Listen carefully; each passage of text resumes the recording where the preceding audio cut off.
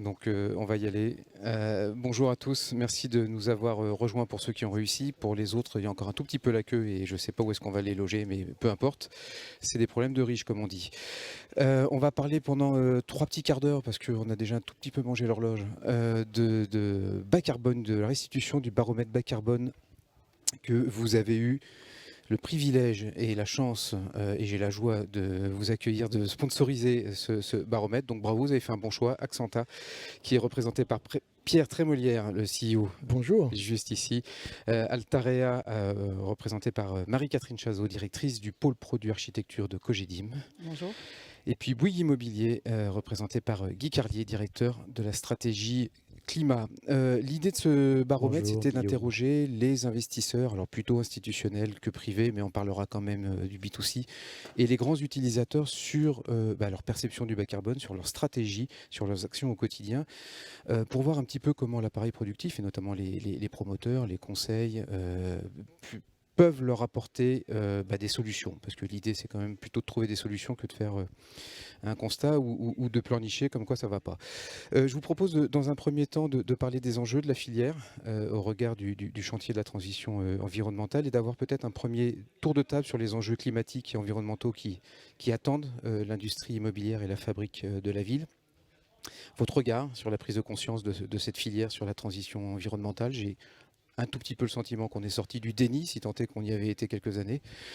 Et puis la question, est-ce qu'elle est devenue centrale au sein de votre clientèle? Je passe juste un petit slide, donc excusez-moi parce que je n'ai pas l'habitude de faire les zapettes, mais voilà, on avait interrogé quelques grands investisseurs. Alors je crois qu'on a à peu près un peu moins de 500 milliards d'euros d'actifs qui sont représentés dans ce panorama. Et puis les grands utilisateurs, c'est on va dire le top 15 du CAC 40. Donc voilà un peu juste pour vous dire le poids. Donc je ne sais pas si vous voyez les slides qui sont diffusés. Si jamais vous ne les voyez pas, c'est simple, hein, vous prenez ce hors-série sur le baromètre. Dépêchez-vous, parce que j'ai cru comprendre qu'on était en rupture de stock. Mais bon. Premier tour de table. Qui veut commencer à s'exprimer juste sur la question du bas carbone aujourd'hui? Elle est centrale ou pas?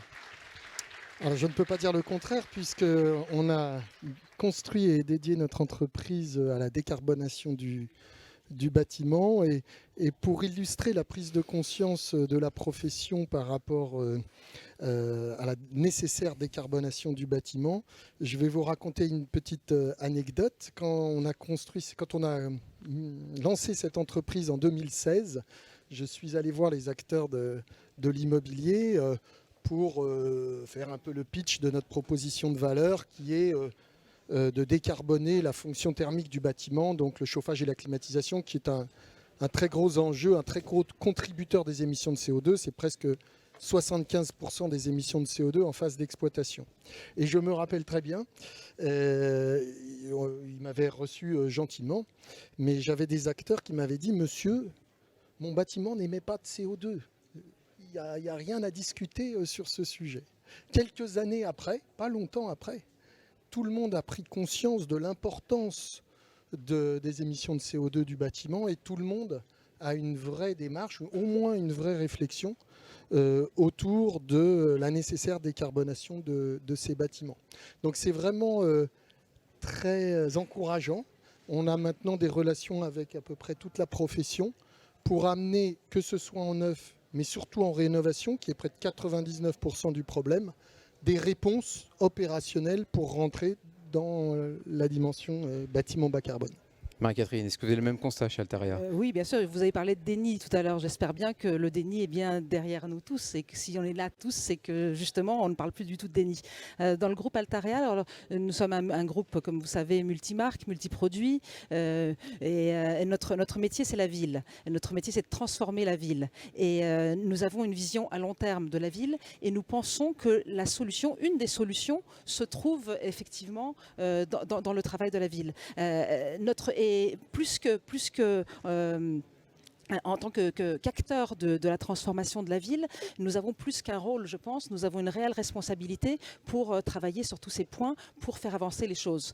Dans le contexte, et en plus, nos métiers sont, quand on lit les chiffres, 25% des émissions de CO2 sont engendrées par nos métiers de l'immobilier. Donc voilà, donc c'est déjà un constat. Après, nous, en tant qu'acteurs de la transformation urbaine, nous œuvrons et nous avons plus que conscience de ces enjeux.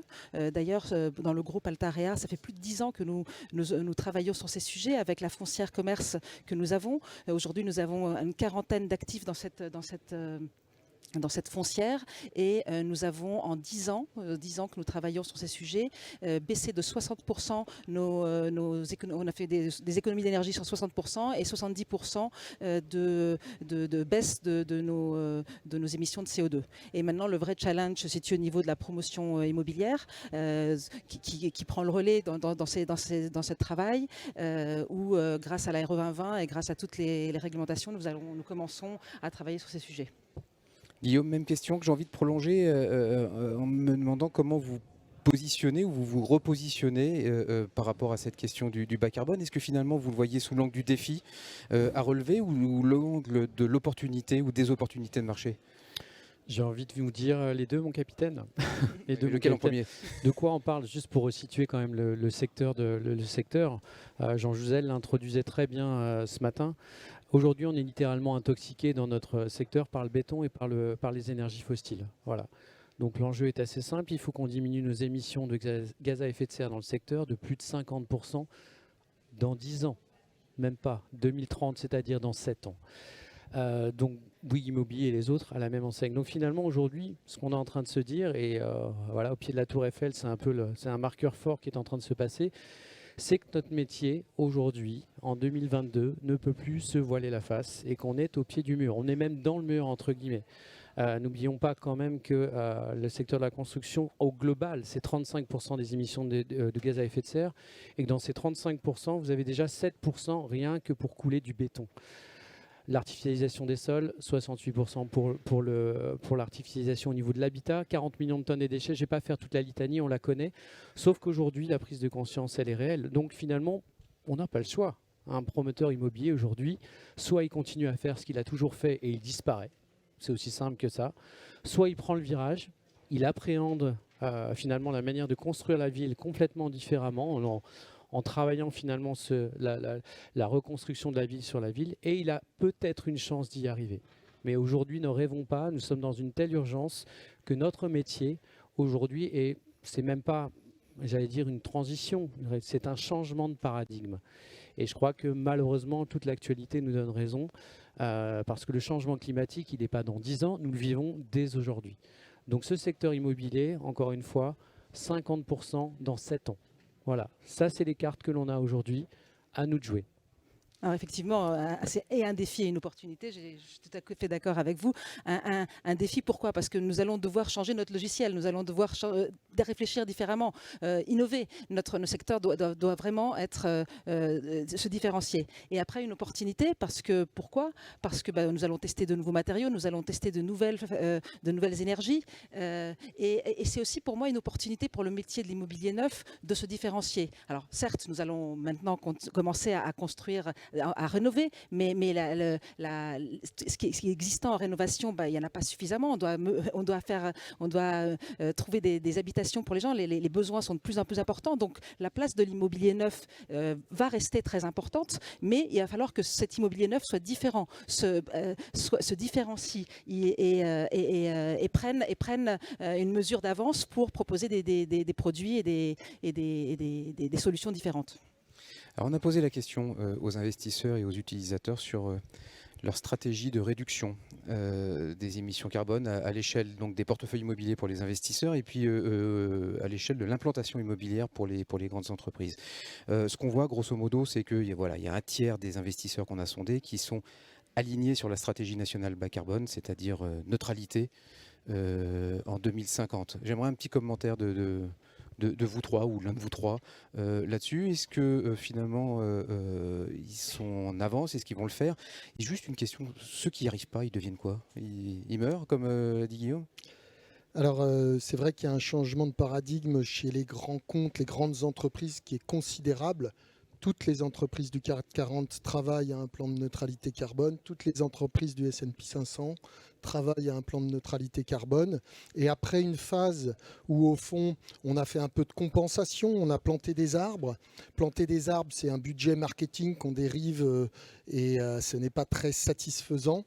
Au fond, la décarbonation du bâtiment est un levier extrêmement intéressant pour les grands industriels, pour les grandes entreprises, puisque au fond, ça va de pair avec une diminution de leur budget énergie. Et donc, pour eux, c'est extrêmement intéressant parce que structurellement, ça fait baisser leurs émissions de CO2. On n'est plus dans de la compensation. Et il y a un horizon de rentabilité avec des nouvelles technologies à décarboner le bâtiment. Alors, toutes les techniques utilisées aujourd'hui ne sont pas rentables, mais je pense qu'on arrivera à faire un bâtiment bas carbone si on arrive à rendre digeste économiquement la transition vers le bas carbone. Et il faut s'enlever de la tête que le bas carbone, ça coûte les yeux de la tête ou il faut s'arracher un bras. Il y a des moyens d'aller vers le bas carbone de manière économique, voire de manière rentable. Et oui, bien sûr, je pense, ça a été dit, que ceux qui ne prendront pas le tournant du bas carbone ne pourront pas tenir la distance. Il s'agit de l'avenir de l'humanité. Ceux qui n'ont pas compris que la neutralité carbone, il ne s'agit pas de baisser un petit peu en changement quelques habitudes de nos émissions carbone. Il s'agit vraiment d'arrêter d'accumuler du carbone dans l'atmosphère pour éviter un réchauffement climatique continu de notre planète qui arriverait à la mise en danger de notre humanité. Et donc, évidemment, on passe d'un monde qui repose entièrement sur la carbone à un monde qui doit reposer entièrement sur du décarboné. Ceux qui n'ont pas pris la mesure disparaîtront. Et puis la question, c'est plus de se poser si on y va y arriver ou on ne va pas y arriver. Tout le monde va y arriver. Et ça, c'est une certitude avec les réglementations, avec tout ce qui nous pousse à y arriver. Maintenant, la question, c'est à quelle vitesse et comment. C'est surtout ça la question. Et je pense que chacun d'entre nous détenons une partie de la solution, mais c'est tous ensemble qu'on va œuvrer pour avancer et pour trouver les solutions et pour y arriver tous ensemble. Si on parle de vitesse, on avait posé aussi une question sur quel est votre principal moteur de votre engagement vers la neutralité carbone, puisque tout le monde veut y aller. 1 sur 2 nous a quasiment répondu la prise de conscience sur l'urgence climatique. Moi, je m'attendais à ce qu'un investisseur parle de la liquidité de ses produits, qu'un utilisateur ou une entreprise parle de sa marque employeur. Non, en fait, on a l'impression que c'est une prise de conscience presque citoyenne. Ils n'ont pas peur de mourir, en fait. Ils ont juste peur que même leurs enfants meurent. Guillaume. Je pense qu'on assiste à un débat un peu... pour la première fois, on a une problématique là qui nous touche à la fois dans notre sphère pro, notre sphère personnelle. Et c'est un peu tout ça qui est mélangé aujourd'hui, où finalement on se dit que nos actions personnelles, celles que je vais faire dans mon métier, ont une résonance particulière. Voilà. Et ça, c'est étrange parce que c'est un peu la première fois que ça arrive. On a tous le même objectif. Un Français, c'est 10 tonnes de CO2 par an. Et on sait tous qu'en 2050, on doit être à 2. On doit être à 2 par nos actions personnelles. C'est à peu près 25% de notre action. Donc oui, ce petit effet colibri qu'on connaît tous, il pèse pour 25% d'action. Ensuite, vous avez l'action étatique et l'action de l'entreprise en tant que telle. Donc l'entreprise, comment elle arrive à se positionner là-dessus ? Aujourd'hui, ce qui est formidable, j'allais dire malheureusement, c'est que nos investisseurs, la sphère financière a peur. C'est ça qui est en train de se passer aujourd'hui. C'est que jusqu'à présent, cette problématique climatique, on avait des rapports du GIEC, on avait un certain nombre de données qui arrivaient, mais ça restait dans un microcosme assez élitiste finalement. Et l'éducation, elle est là aujourd'hui. On sait ce qui se passe. Les fresques du climat ont eu le mérite finalement d'éveiller les consciences. Et c'est du citoyen jusqu'à l'investisseur, toute une population qui maintenant sait ce qui se passe. Et un investisseur aujourd'hui, avec les futures réglementations sur la taxonomie, les assureurs qui se posent beaucoup de questions aujourd'hui sur ces actifs qui sont clairement menacés par l'adaptation au changement climatique, cette sphère-là, à partir du moment où elle a peur, elle a besoin de couvrir des risques. Et pour couvrir des risques, elle met une impulsion sur un marché. Aujourd'hui, malheureusement, on fonctionne encore avec des règles du marché. C'est le PIB qui dicte notre loi. Donc, cette sphère financière ayant peur, entre guillemets, là, effectivement, on va y aller, on va bouger, tant mieux. Donc là, vous allez voir effectivement les efforts et ça va se concrétiser. Alors, juste un dernier détail par rapport à la neutralité, qu'on soit effectivement, je suis d'accord avec vous, extrêmement neutre sur le sujet. Enfin, la neutralité n'est pas une fin en soi. J'allais dire, il y a une erreur qu'on ferait, entre guillemets, pour répondre à votre question, on n'y sera pas si on dilue le débat. Si on se perd en conjecture pour savoir et essayer d'adresser tous les sujets en compensant, en essayant d'adresser tous les sujets du développement durable, on n'y sera pas. Pourquoi? Parce que nos moyens sont limités et qu'à un moment donné, il faut concentrer l'action sur ce qui va marcher vraiment. Et ce qui va marcher vraiment, c'est ce pourquoi on est aujourd'hui, c'est la réduction. Donc on concentre tout l'effort humain, financier sur la réduction, on s'approche des 2 tonnes. Et à ce moment-là, on pourra évoquer les sujets de neutralité. La réduction, c'est la sobriété ou c'est la décroissance? Ah, elle arrive la question de la décroissance. Oui, en fait, je ne pouvais pas attendre. Désolé. Alors, ça c'est effectivement, là on se dit, alors dans quel camp on va se mettre? Est-ce qu'on est pro-croissance verte? Est-ce qu'on est finalement de... Moi, résolument, je pense que c'est un mix des deux. Ne rêvons pas aujourd'hui, on sait que les limites sont finies. Donc de toute façon, le monde qui nous attend pour quelques dizaines d'années ne sera pas le même qu'aujourd'hui. Donc il va falloir accepter effectivement, et ça se traduit très concrètement par cet hiver, par une notion, on ne va pas aller jusqu'à la décroissance, mais être plus sobre, oui, évidemment. Être plus sobre en matière de ressources, en matière d'énergie, en matière d'eau. Donc ça veut dire effectivement apprendre cette sobriété. Et derrière, effectivement, faisons confiance, et je fais partie de ces gens-là, finalement des promoteurs de bonnes solutions qui vont réussir à paver ce chemin, et elles existent, on commence à les avoir au travers de ce salon, pour finalement construire ce monde bas carbone. Parce que c'est ça qu'on est en train de dire. On va construire un monde qui est bas carbone, fait d'un peu de sobriété, de beaucoup d'intelligence humaine. Voilà. Et est-ce que la bonne solution, elle passe, je vous passe un petit slide sur les certifications, elle passe par des labels. On voit qu'il y a une profusion de labels. On voit aussi que le sujet des certifications environnementales est très important pour un investisseur sur deux, très important pour 60% des grands utilisateurs. Il y a une force, et puis on ne peut pas dire que la France soit tellement en retard depuis le plan bâtiment durable. Aujourd'hui, comment vous regardez cette question des labels? Est-ce que pour vous c'est capital ou est-ce que c'est accessoire? Il y en a peut-être un peu trop, effectivement. Dans notre groupe Altarea, 100% de notre production est certifiée, aussi bien dans les logements que dans les bureaux que dans les commerces. Mais on assiste à une profusion de labels. D'ailleurs, est-ce que nous-mêmes savons les expliquer tous? Je ne suis pas sûre. Nos clients comprennent tous de quoi il s'agit et pourquoi ils ont été mis en place. Et puis, vous en avez oublié dans la liste. Il y a aussi le Biodiversity, le label Air intérieur et bien d'autres. Je pense qu'ils sont un guide, on en a besoin, mais il faut à un moment donné lâcher un peu sur ces labels pour nous permettre aussi d'expérimenter et d'avancer, parce que si trop le label va peut-être finir par tuer le label, non? Pierre? Juste avant de parler du label, je voulais juste revenir 2 secondes sur la diapo d'avant, sur le positionnement. Voilà, est-ce qu'il y a une prise de conscience? Est-ce que c'est contraint? Bien sûr, il y a une prise de conscience, mais c'est quand même extrêmement intéressant de voir que la liquidité importe et le financement, les fonds ISR pèsent sur le monde de l'immobilier pour pouvoir financer l'immobilier de demain. Et donc, c'est très important dans la décision d'investissement. On voit qu'il y a un petit 3% qui vient des utilisateurs. C'est non négligeable. Je ne m'attendais pas à ce que ça apparaisse déjà. Et enfin, sur la liquidité des actifs, donc ISR, liquidité des actifs, acteurs, je trouve ça extrêmement positif. Au-delà des déclarations d'intérêt, tout le monde prend conscience de l'importance de la décarbonation, mais on voit qu'il y a des moteurs puissants qui commencent à s'investir, à peser sur le monde de l'immobilier pour qu'il y ait mouvement. Après, sur les labels, je voulais juste dire que les labels, c'est bien, mais un label statique ne veut pas dire grand-chose, parce qu'il ne faut pas décarboner à la livraison et en garantie de parfait achèvement. Il faut décarboner pour toute la vie du bâtiment. Et je pense que les labels les plus sérieux, c'est les labels in use, BREEAM in use, etc. On peut tous les citer, BREEAM in use, LEED in use, c'est celui qui ressort le plus, c'est BREEAM, effectivement. Tous ces labels devront faire un label de construction, mais un label d'exploitation aussi, puisque une très grosse partie des émissions de CO2 viennent en exploitation aussi. Ça suppose qu'on puisse faire remonter les datas et les maîtriser. Ces labels. Ils coûtent de l'argent. J'avais juste un exemple sur le BREEAM juste avant. Est-ce que vous savez combien il y a de crédits carbone, qu'il faut aller chercher pour avoir la certification relative à la thématique carbone sur les 100 du BRIM? À votre avis, combien? 3. On parle d'urgence climatique, il y a 3 crédits carbone sur le BRIM. De quoi on parle?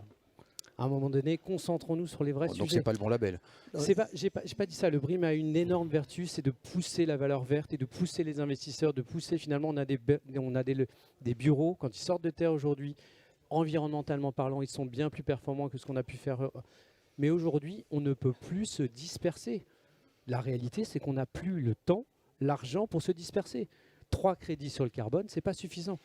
Et c'est Voilà. vrai qu'il y a une pensée autour du bâtiment très d'ingénierie, d'énergie, alors qu'il faut basculer vers le carbone. Et je pense qu'au niveau des normes de construction, la France peut s'enorgueillir d'avoir fait la RE 2020, on peut la critiquer, c'est un début, mais elle fait rentrer le carbone dans le débat, et c'est vrai que c'est très important, et c'est vrai qu'aujourd'hui, tous les labels ont une vision beaucoup pro énergie et pas assez carbone. On a fait fausse route avec le Grenelle de l'environnement?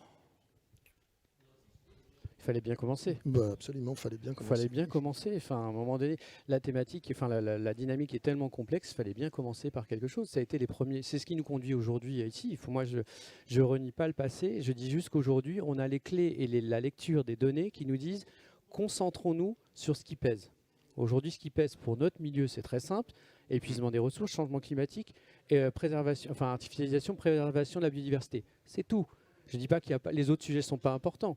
Je dis juste qu'à un moment donné, il faut arriver à se concentrer sur les sujets majeurs. Petite histoire, Jean-Louis Borloo, qui est un des fondateurs de Grenelle de l'environnement à l'époque, dit bien que ça n'a pas beaucoup bougé à l'époque, mais qu'on arrive maintenant à un mouvement qui est hérité de ce qui a été initié par le Grenelle de l'environnement, qui effectivement était peut-être un peu trop énergie et pas assez... C'est plus le Grenelle de l'énergie que de l'environnement.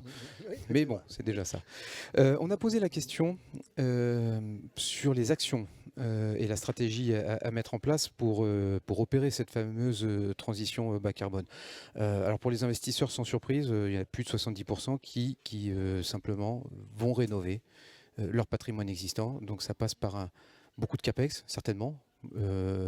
Et puis il y en a un tiers qui, eux, ont décidé de positionner uniquement sur des acquisitions ou des développements d'actifs bas carbone. Et moi, je suis assez surpris, il n'y en a que 3% qui refilent le bébé à quelqu'un d'autre, qui arbitre. Moi, je pensais que qu'on allait un peu comme dans les particuliers qui ont essayé de vendre les passoires thermiques ou qui essayent de les vendre, se débarrasser des actifs qu'on ne peut pas rénover ou dont les coûts sont trop chers. Comment vous regardez un petit peu ces résultats? Quelle est votre analyse? Pour moi, déjà, baisser le carbone, c'est déjà le mesurer. Donc déjà, ça commencera par là. Je pense que déjà, pour savoir où on est chacun, il faut déjà savoir mesurer. Après, les actions, bien évidemment, la rénovation sera, comme je vous l'ai dit tout à l'heure, une de nos priorités, rénover le patrimoine existant. Et c'est dans ce sens-là que nous travaillons avec Histoire et Patrimoine, une des marques de notre groupe, et avec le bureau également. Mais je pense, comme je vous ai dit tout à l'heure, il va falloir tester. Et nous avons actuellement une trentaine d'opérations dans le groupe Altarea qui sont des opérations pilotes dans lesquelles nous allons tester des nouveaux matériaux. Alors pour moi, c'est dans l'esprit de consommons mieux, consommons moins. On va trouver des matériaux locaux, on va trouver des nouvelles énergies qu'il va falloir nous aider à mettre en œuvre, à tester pour pouvoir après les généraliser et en faire notre façon de travailler de demain.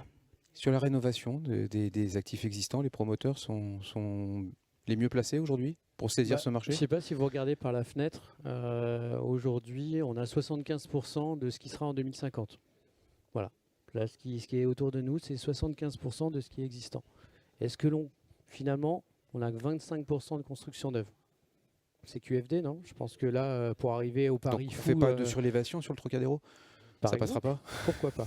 Pourquoi pas? On a bien réussi à mettre une magnifique pyramide du Louvre au milieu d'un patrimoine, etc. Ah, on est d'accord avec ça ou pas, mais globalement, on va se poser ces questions. Ça fait vendre du papier, hein. C'était très bien pour les journalistes à l'époque. On est tout à fait d'accord, mais globalement, la rénovation, oui, c'est le cœur. Enfin, on ne va pas se mentir. Aujourd'hui, la construction performante, on va y arriver grâce à la RE 2020.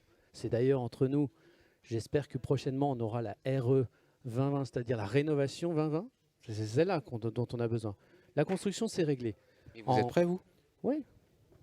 pareil Bien chez sûr qu'on est Altaria. pris. On a aussi notre direction du patrimoine comme Altarea. On travaille aussi sur la reconversion de bureaux. On est sur cette. Par contre, là, on commence à être prêt. Par contre, ce sont finalement tout l'entourage administratif, la normalisation, les contrats assurantiels. Ça, par contre, va falloir simplifier et rapidement pour qu'on puisse bosser. Oui.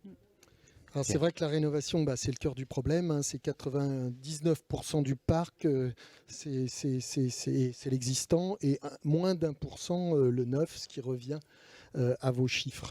Et il est clair que l'enjeu, c'est la massification de cette rénovation. C'est-à-dire qu'au rythme actuel, on n'est absolument pas, mais absolument pas dans les clous des objectifs de la neutralité carbone à 2050. Alors comment on peut imaginer la massification de la rénovation? Eh bien, il nous faut absolument injecter de l'innovation dans cette démarche si on veut y arriver. Et cette innovation, elle doit se traduire par un abaissement des coûts et une fiabilité dans la décarbonation de l'exploitation du bâtiment. Prenons les chiffres très, très basiques. Une rénovation d'enveloppe, une rénovation globale, c'est entre, allez, on va faire à la hache, entre 500 et 1000 euros le mètre carré. Votre budget énergie sur votre bâtiment, avant la guerre, maintenant c'est un peu plus cher, c'est à peu près 10 euros le mètre carré. Toujours à la hache, une rénovation, on va l'annoncer à 50% de gain énergétique. Vous voyez que ça veut dire que vous faites 5 euros d'économie d'énergie par an. Ça veut dire que les paybacks d'une action de rénovation sont ultra lointains. Donc, pour un propriétaire immobilier, c'est extrêmement difficile, malgré sa prise de conscience, de s'engager